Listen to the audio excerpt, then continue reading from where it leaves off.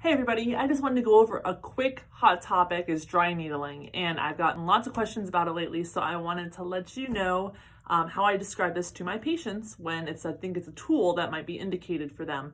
So dry needling, we take a muscle, and this muscle is not working properly. Maybe it's got lots of trigger points in it, it's got all those knots, they're tender. Maybe when I push on it, I can feel that go up into the back of my neck or down my arm.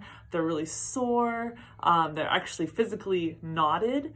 So what we do is we take a really tiny needle, and it's a very flexible needle. So a lot of times you don't even feel it going in. It's about as thin as a strand of hair, actually. And we go into that knot, that trigger point is the terminology we use for it. And it's where the muscle usually lines up like this. And at a trigger point, it's kind of already contracted and it's kind of become a little bit more of a knot-like feature. So going in with a needle directly into that muscle knot, it's going to quite often cause that muscle to twitch in response to that.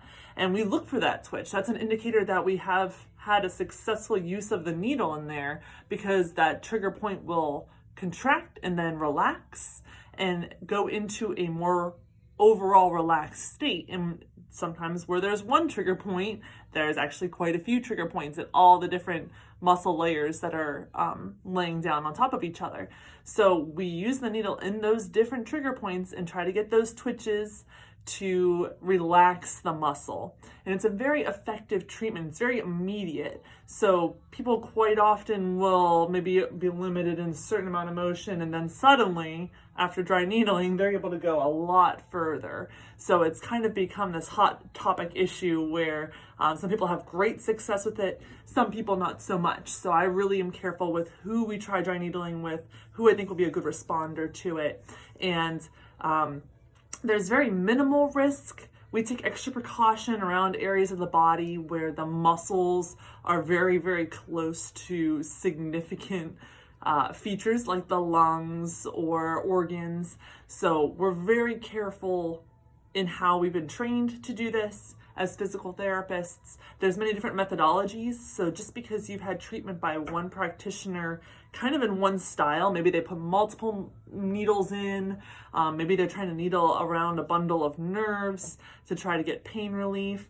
What I do here at Pearl Physical Therapy is I'm doing trigger point dry needling. So specifically, I go into those muscle knots, I do one needle at a time, and I get the response that I'm looking for in that muscle to know that that was an effective bout of dry needling. It can help with pain, it can help with function, range of motion.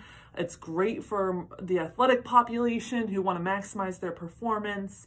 And it's just an overall great tool in my toolkit that I like to use. I always train that muscle afterwards, because now that it has been reset, it now needs to learn a new motor pattern so it doesn't go back to its old way. Because just like anything else, if you don't train it afterwards, it's going to go back to what it was used to doing before. So it is not a magic pill. It is just a great, effective use of a technique to get rid of trigger points. So if you have any further questions, let me know. You can email me, send me a message. I hope that's helpful in understanding a little bit about dry needling.